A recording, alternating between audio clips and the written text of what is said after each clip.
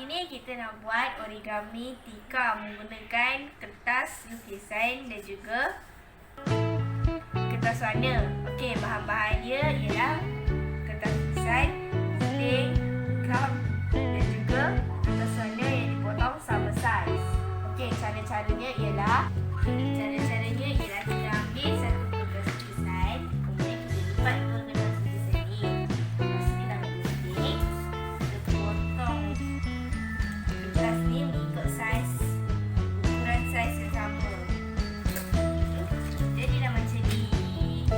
Kita ambil kertas warna yang dipotong sama saiz tadi.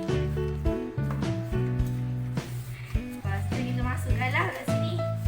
Masukkan dengan cara bersalam. Lepas tu kita ambil kertas warna yang berwarna biru pula. Kita masuk dengan kertas ni berlainan arah. Kita sama macam merah. Masukkan, lepas tu jadi dah macam ni. Okey, lepas tu kita ambil gum. Gum kat sini supaya dia tak bergerak. Okey, gum semua. Jadi dah macam ni. Cantik tak? Pada hari ini, saya akan membuat demonstrasi balutan luka dan membuat anduk menggunakan skaf pengakap.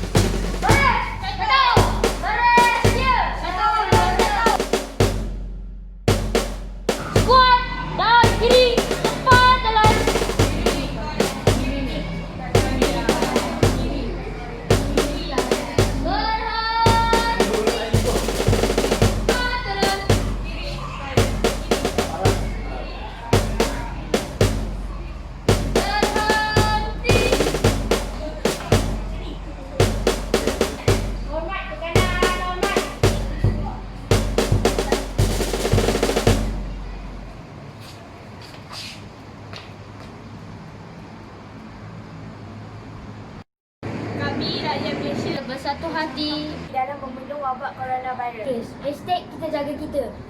Dipercayai tak akan